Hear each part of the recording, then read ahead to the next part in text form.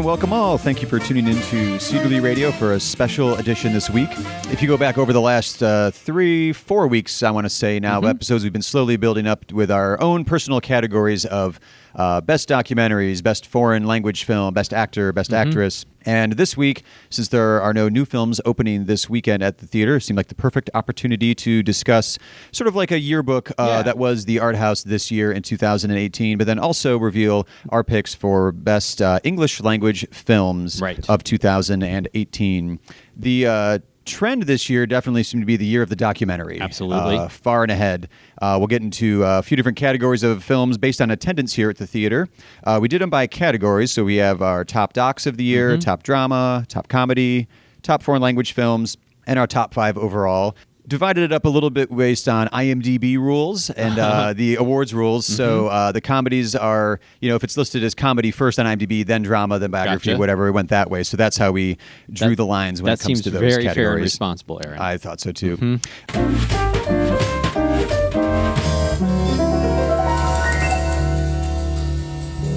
I feel like let's start off with comedies, because at the art house, you don't usually think of art house as the place for comedies necessarily. Not usually. We tend to have the reputation as being the kind of more serious films, and it's... Well, it is a lot of those. Yeah, it is a lot of that. But you can still come here and laugh. Absolutely.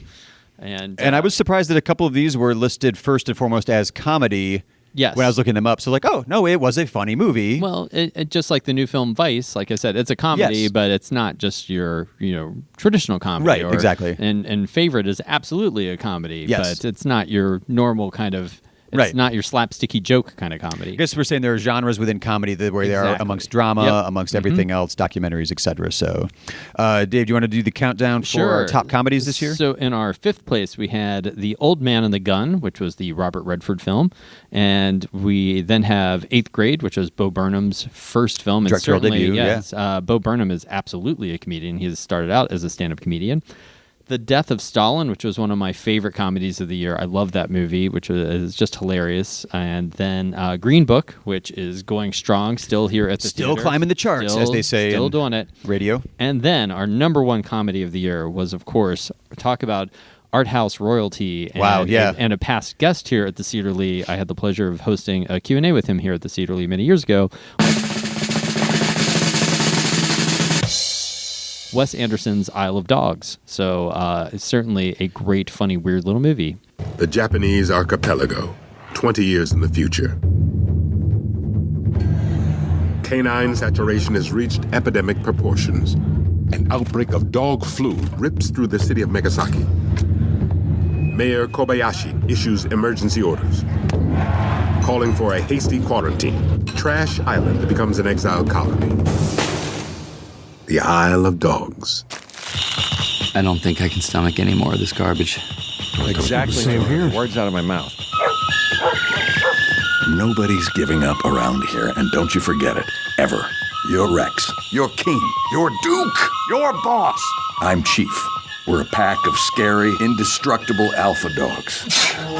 Atari Kobayashi, you heroically hijacked a junior turboprop XJ750 and flew it to the island because of your dog.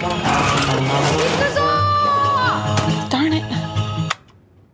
I've got a crush on you. It seems to be, too, with Isle of Dogs that Isle of Dogs and Fantastic Mr. Fox, Wes Anderson's, even his live-action stuff, feels like he's using actors like stop-motion characters. He's so precise in his blocking and his cinematography that I remember when Fantastic Mr. Fox came out, I was like, oh, he's doing an animated movie? But it is totally his realm. I look forward to every animated film he makes. I almost wish he would only make them. It would work. I still think, in my opinion, Fantastic Mr. Fox is his best movie. I love that movie. Oh, period? Best? Yeah. Okay. I never really thought to rank his stuff. I really do. I think it's just a perfect little movie. It is. And it's so wildly entertaining. I've seen it so many times, and it just really holds up. That's one of those that if I suggest watching that, my kid's like, again? So, I've worn them out with that movie. It's one of my go-to things. I will always be in the mood to watch Fantastic Mr. Fox. It's just such a fantastic watch. And I've seen Isle of Dogs, I think, just twice now, but I enjoy it both times. I don't think it's quite on that same level, but it's certainly, again, his meticulous attention to detail for sure. is just unmatched. Yeah. So.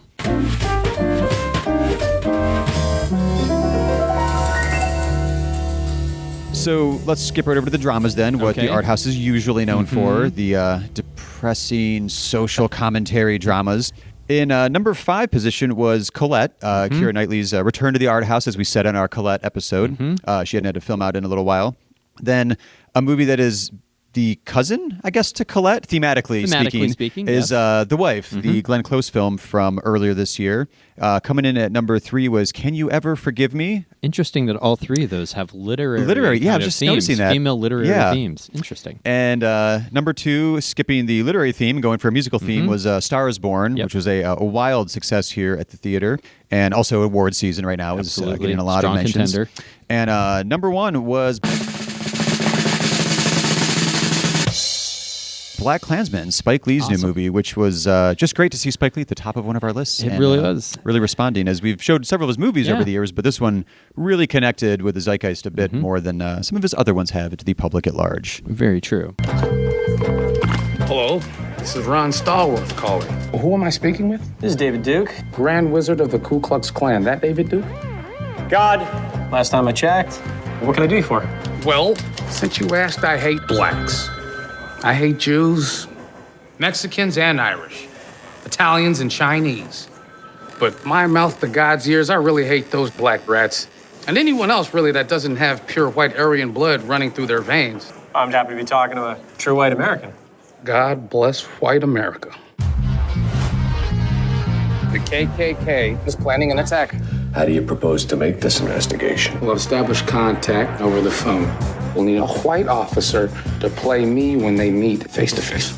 You for the white race, Ron? Oh, hell yeah. So there becomes a combined Ron Stallworth. Can you do that? With the right white man, we can do anything.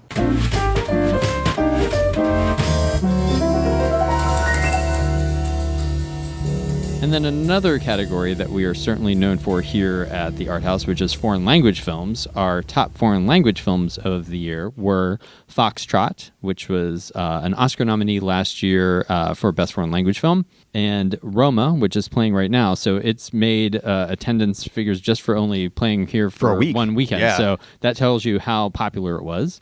And then Let the Sunshine In, which was a great French film starring Juliette Binoche, and The Insult, which is another Oscar nominee from earlier this year.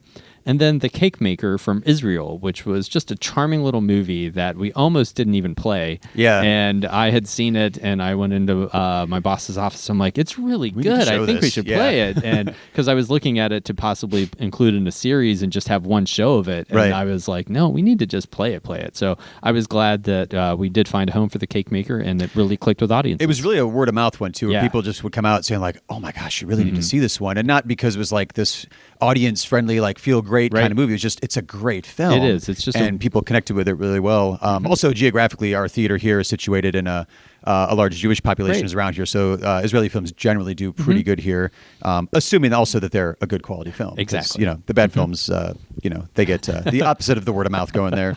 We also previously had mentioned our favorite foreign language films, which on mine, I noticed sync up a little bit with this list because I had Let the Sunshine In was my second favorite of the year, and Roma was both of our number ones. So that came in at number 4. And you had Cold War on yours, which is that'll be coming soon here. Yes. So tune in for the 2019 yearbook wrap-up show, and we'll see how Cold War does.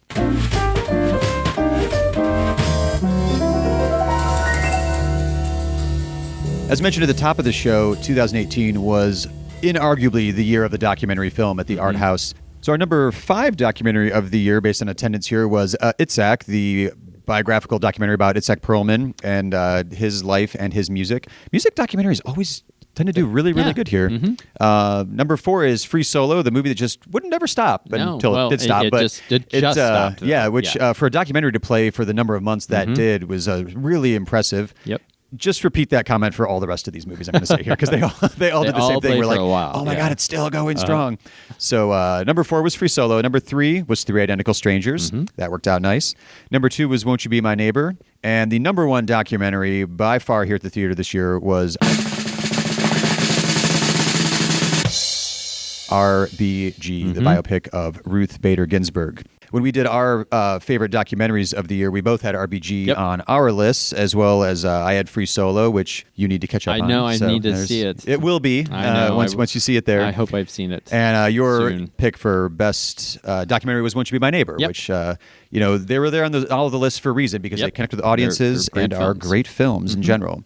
Before we get into our personal top fives of the year, to give you 10 overall, the top 5 overall category, those were the different genre categories here at the theater. The top 5 overall, number 5 was Black Klansman, 4 was Isle of Dogs, 3 was Three Identical Strangers, 2 was Won't You Be My Neighbor, and RBG was number 1, which is why it was the year of documentaries. The top 3, I don't think, have ever been all docs. documentaries, and these are far and away the hits too. They weren't really even too close to the ones behind them there. So I guess we always joke that, like, if we had a movie that had Judi Dench in it, that's usually up there, or it used to be Helen Mirren for a while. Helen Mirren and Audrey Tautou. Audrey Like Tautou, these are like the sort of like the actresses that our audiences just always loved, and now it's just been switched over to documentaries.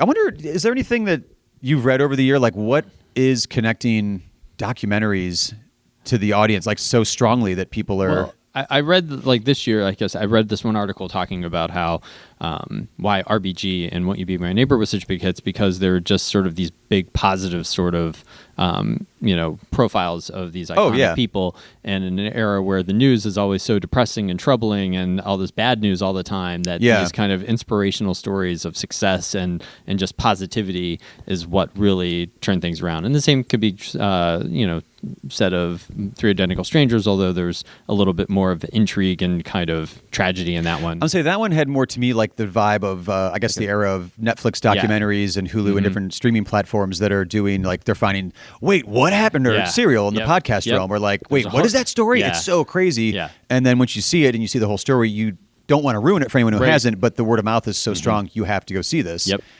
That's also kind of fascinating to me, that I know of those 3 top movies, Three Identical Strangers has been optioned to make a fictional version of it. Won't You Be My Neighbor is filming right now, I believe, or maybe just finished. I think it's finished filming, but they're working with Tom Hanks playing Fred Rogers. And RBG has a movie coming out at this point in time in like 2 weeks on the basis of sex, with Felicity Jones playing Ruth Bader Ginsburg.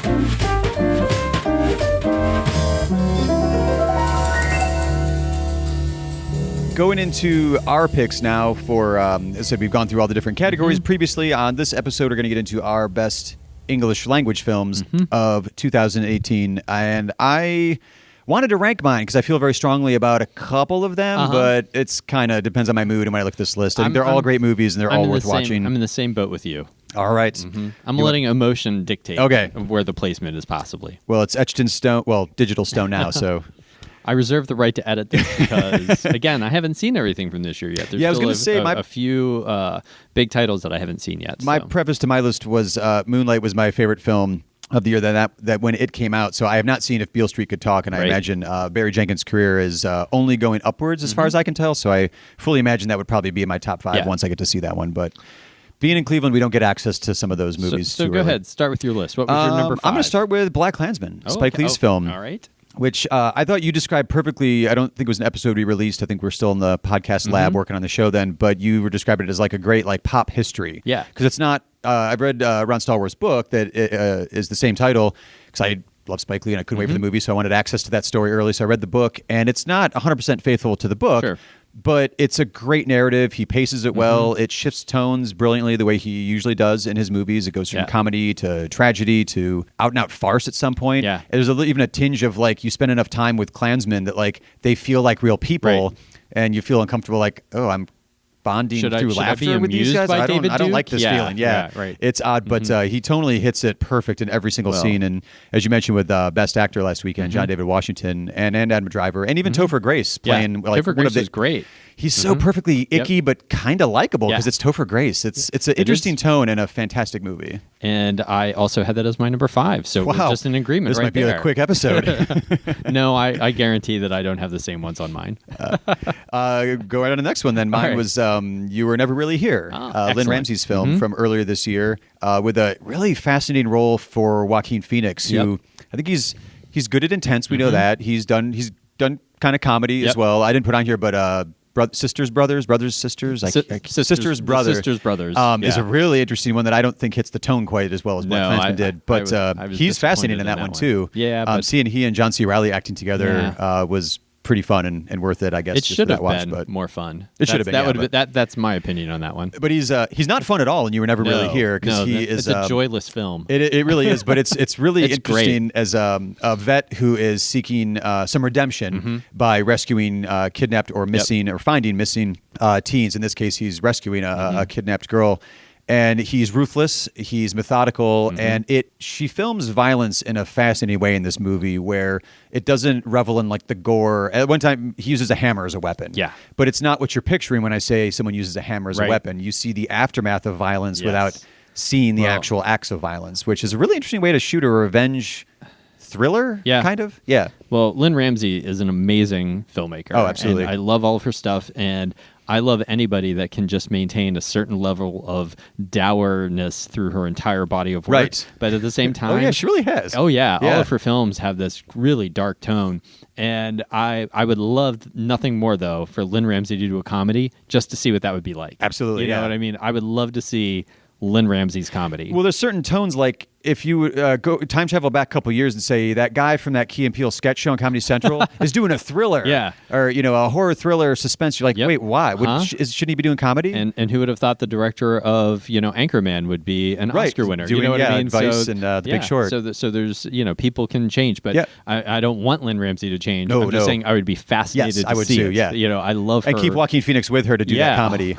Because he can do some weird comedy. Yeah, that'd be great. Your number 4, my Dave. number 4 is, speaking of comedy, is 8th Grade, which was Bo Burnham's film, one of our top 5 here in top 5 comedies this year we had. It was. And it was just a beautiful, charming little coming-of-age story, perfectly capturing the awkwardness of being a little teenage girl growing in 8th grade. in 8th grade. And I know from my experience as a teenage girl, no, but really hit close to home. Yeah, really hit close to home. But no, it was just a wonderfully awkward movie, and it was great. And I do think that it is going to be one of those films that really stands the test of time. Yeah. And is constantly kind of referenced as one of the films that really captures teen life. Time capsule film too, really, this era as well. Yeah, absolutely. Growing up in the digital age and all the kind of stresses of what that means, as this young girl has her YouTube vlog where she kind of documents all the things about her trying to build her self-confidence up. It's a wonderful little movie, and if you didn't see 8th Grade, just take time and see it now, because it's really worth it.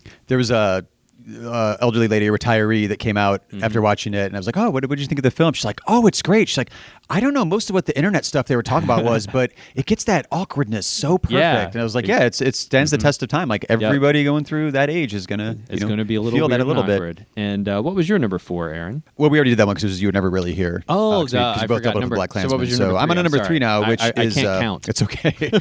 Is First Reformed, Paul Schrader's return to form, I would say, for 2018. You could tell it was a story that's very close to home. I've been a fan of Paul Schrader's for a while, just being a big fan of the New Hollywood era from the late 60s into the early 70s, writing Taxi Driver. Right. Knowing Paul Schrader as being raised as a strict Calvinist, and a little bit of his biography kind of prepped me for going into this movie, but you don't really need to know any of that going into this movie. It's just it's a really interesting, quiet study of how people process guilt. Yeah. And I thought, as we mentioned in the previous episode, Ethan Hawke was one of my favorite performances of the year. And I mentioned on previous episodes as well certain personal passions of mine, one being activism or social justice.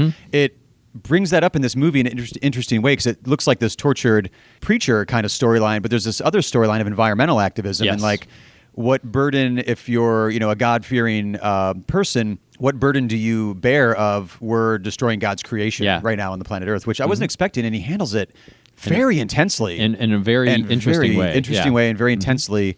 And it also has the guts to go kind of really weird at the end. There's an interesting sort of fantasy sequence that the movie kind of caps off with that I wasn't expecting. No.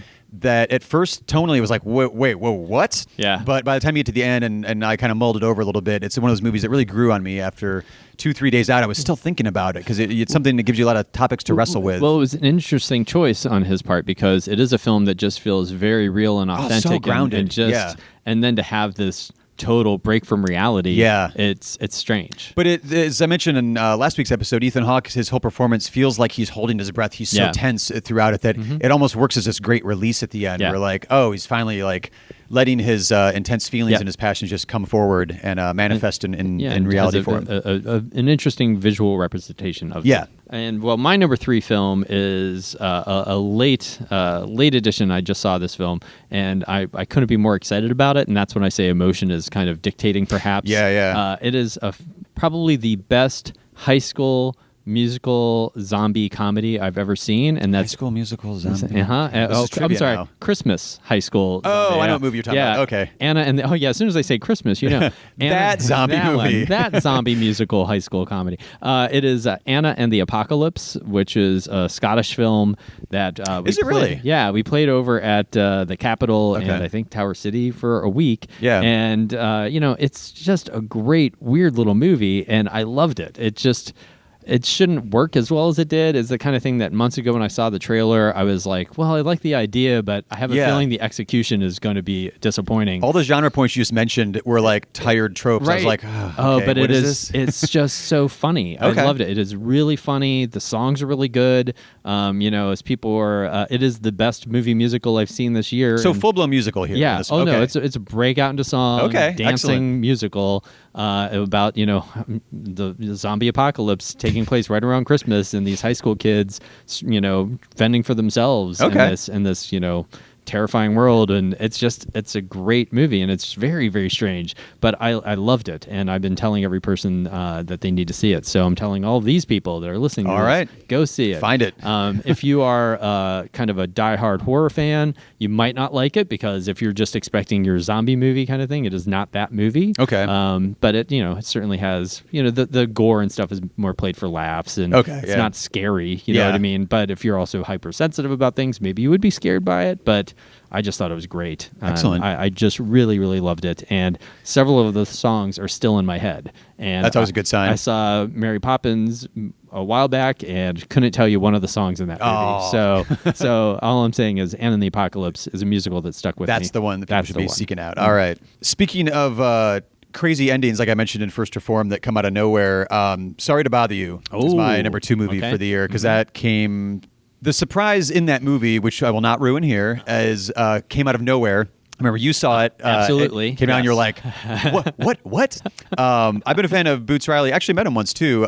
His band, The Coup, has been one of my favorites for a while. So he announced in 2012, when he put out the album Sorry to Bother You with his band, that it's the soundtrack for this movie he wants to make. And I was like, I want to see that movie. Yep. And you finally got So it couldn't have been more hyped for me. We're talking like 6 years in the making. He finally makes this. It's his directorial debut. I knew he went through the Sundance Lab, and he was working with the San Francisco Film Institute to get stuff going there. And then it came out, and it surpassed any of the hype I had, because it wasn't directly, the album isn't literally the soundtrack to it, but like the Cassius Green characters in there and a couple songs, things like that. So it's perfectly artistically, thematically tied to that. Also has a great new soundtrack out called Sorry to Bother You, which is really good and worth getting. But it's a bonkers film of all these amalgamations of comedy and sci-fi and kind of apocalyptic, economic depression and an alternative reality in the United States. And a lot of social commentary. A lot of social commentary. There's economic, racial, everything. All kinds of stuff played in there. The nature of art in one scene. There's his girlfriend, played by Tessa Thompson, is a performance artist that I'm still trying to decode what her performance art was in that, because it involves like cell phones and bags of like goat urine, and it's balloons of goat urine. Had I ever attended that live performance of someone doing something like that, it'd be the thing that you only ever talked about the rest of your life. Absolutely. I went to this art piece one time, and it's a testament to how tonally amazing that movie is. That's not even the weirdest thing in that movie. Not even close. That's not the thing you leave the theater not at about. all. So it is out streaming and on video. I recommend purchasing it, because Boots Riley does a great commentary track, which is kind of a lost art in this day of digital streaming media. Like, get the physical media and enjoy some bonus features every once in a while. So Sorry to Bother You is my number 2. Excellent choice. Well, my number 2 film is Hereditary, starring Toni Collette, which is we were just talking about how I think we both had her as our favorite performance this year by an actress. Yeah. And it's just... She even beats any of the actors on my list, too. Like, it's just the best performance I saw this year. It's a horror movie but it's not a traditional horror movie. It's Right. more like it's just this emotional roller coaster, and it's just so good. Yeah. I love that movie, and I feel like we've talked a lot about it on here already, so I don't know how much I want to talk about it on the Right. podcast, but not everybody's listened to every episode, I guess. Right. So I'll just say that Hereditary is a film that I've seen repeatedly this year, and every time I watch it, it's literally just as good as the first time I watched it. There's also little hints, 'cause, like, I've only seen it Yes. twice now, Yep. but there's little hints the way people like draw something or a note in Yep. a journal. You're like, oh, that. Yeah, Once you pick know up the full story, you pick up more details. Certainly, the more you watch it. would you say it's pretty close to Get Out, kind of in that way? Yeah, Where like, yeah. There's all these little nuggets that are there, and you see them more when you and see not it. necessarily traditional horror, like you said with Anna and the Apocalypse. Gore fans aren't going to be that happy with Hereditary. There's some scenes Yeah. of pretty intense gore. But I it doesn't think- shy away from it. But I think when you think about when we generically refer to horror fans, like Yeah. it's people that want like your slasher, your traditional slasher movie, your scares that are Yeah. jumping out at you and stuff like that. It's not that kind of. It's not things that go bump in the night kind of scary Right. movie. Mhm. And it's one of those too that it doesn't rely on the surging music to like No. jump you out of your seat. There's a scene in particular where if you're paying attention to what all is going on in the frame, it's not just that sleeping guy in his bed there. If you pay attention, Yeah. there's some other creepy stuff going on you could miss very easily. Yeah. And talking to some other people that had seen it, they're like, "Wait, what scene?" I was like, "No, remember?" And they're like, "I need to watch that remember again." seeing that, yeah. And it rewards repeat viewings and everything. It really else. does. Yeah. It's a great movie. And what was your number one? My then? number one is Leave No Trace, Deborah Granick's new film. Was your dad in the service? He was. Do you feel safe living with your dad? We didn't need to be rescued. Your dad needs to provide you shelter and a place to live. He did. It's not a crime to be unhoused, but it's illegal to live on public land. We have found an option. Are we gonna be okay here? We can still think our own thoughts. Keep pedaling. Look where you want to go. School is about social skills, not just intellectual ones. I think it might be easier on us if we try to adapt. We're wearing their clothes, we're in their house, we're eating their food, we're doing their work. We have adapted. Pack your things.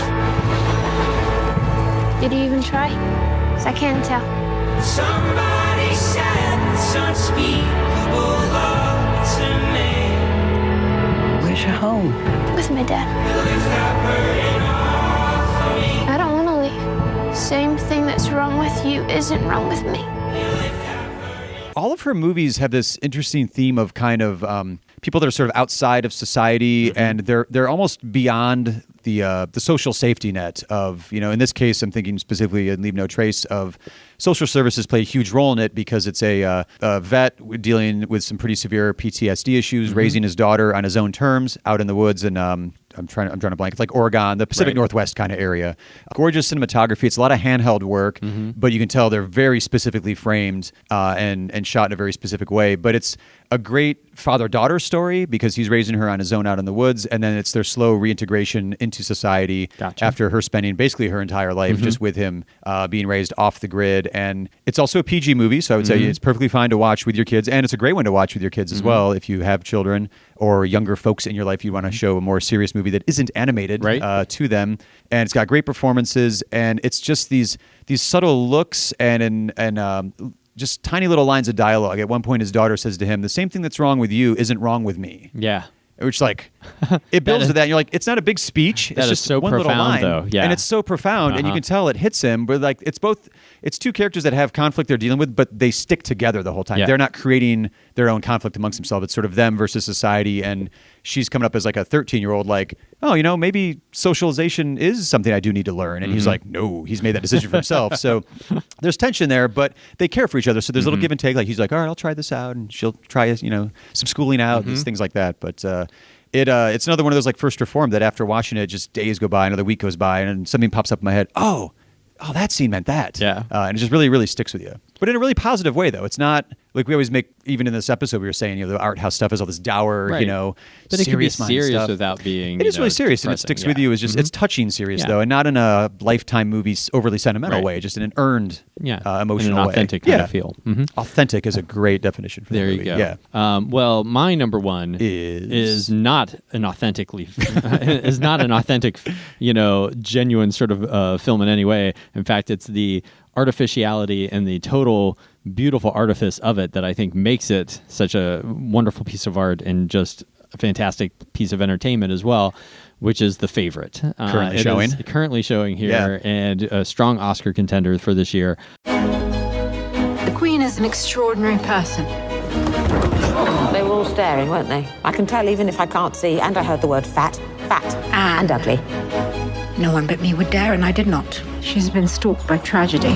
Everyone leaves me and dies.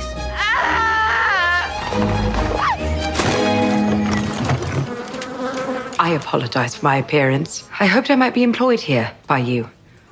As something. A monster for the children to play with, perhaps. I think this is his fifth or sixth movie. And of those, 3 of them have been my number 1 movies of the year. Dogtooth, Killing of a Sacred Deer, and this. The Favorite, yeah. So, I mean, so basically when Yorgos is making a movie, I got to be like, oh, this might be my favorite movie of the year. And he's a filmmaker that I just love, and this one did not disappoint at all. I had extremely high expectations, obviously. I would say that's already a pretty high setup when you have 2 of his past films, your favorites of the year. I just think he's amazing. And this one, to me, is hilarious. Just like Killing of a Sacred Deer, it's a very dark comedy. I think when I watched Killing of a Sacred Deer here at the Cedar Lee, me and my fiance were the only 2 people in the theater laughing. Right. And I'm like, is no one getting that this is like a very dark comedy? Like, they weren't. But The Favorite is laugh out loud funny. People are definitely getting that it's a comedy. It is played for laughs, but not in a slapsticky way. But it is just great, filled with amazing performances with Emma Stone, Rachel Weisz, and Olivia Colman. It's just wonderful, and Nicholas Hoult is great as well. Oh, right, yes. He's just great in it, and as the foppish sort of everyone's jockeying for power and position, and it's just wonderful. I can't say enough about it. Again, it is the way he directs it, the way it's shot, just the cinematography is beautiful. It has all of the trappings you get with every period film. Right, beautiful costumes, beautiful everything else. The settings, but you get this opulence great kind of filthy sense of humor and edge to it that you just don't usually see in those films. I always wonder with his movies, at least this is his 3rd English language film. So you've got The Lobster, Killing of a Sacred Deer, now The Favorite. Yep. With The Lobster and Killing of a Sacred Deer, they're both contemporary sets. Yes. And like you saying with Killing of a Sacred Deer, the dialogue is so specific, very specific, not human, in my opinion. That it cues you in that this is black comedy, this is satire, this is a deep, dark comedy. It's not reality. Yeah. That allowed me to laugh, like you were saying, at Killing of a Sacred Deer. Do you think just transposing that to a period drama helped it a little bit? Maybe, but I feel like, obviously he didn't write The Favorite either. That's true too, yeah. So it has a very different style to it. Like The Lobster and Killing of a Sacred Deer have a similar sort of... Which he wrote both. Yeah, he wrote both of those and have a very similar sort of tonal kind of quality to the dialogue, and which is extremely stylized and not, The Lobster is contemporary, but it's not it's a science fiction film, you know what I mean? Right, like alternative reality. Yeah, it's an alternative reality now, movie, yeah. But it is, he's just a wizard. I don't know. The guy, if there's one filmmaker I ever get to meet that's working today, I would love to meet him, because I just want to shake his hand and say thanks, because you're great. And I have a notebook full of questions. Can we talk? I have no questions. I just have admiration. I think he's amazing. So that was the year of 2018 here at the Art House. We will be off next week as we are going through the holiday season here, and be back and joining you in 2019 with a fresh set of films. We'll be discussing If Beale Street Could Talk and On the Basis of Sex. As always, thank you for tuning in to Cedar Lee Radio and lending us your ears this week. All the music heard on the show is original music written by Grant Heinemann and performed by the New Heights Jazz Ensemble, used with their permission, of course. Visit clevelandcinemas.com for correct showtimes and to purchase advance tickets. Also, there are links in the show notes. You can use those if you'd like as well. Follow us on Facebook, Twitter, and Instagram. We are at Cedar Lee Theater, spelled with an R-E at the end, because we're fancy like that. Don't forget to subscribe to the show wherever you find your podcast, and while you're subscribing, leave us a rating and review, or better yet, tell a fellow film geek about the show. We'll see you at the movies.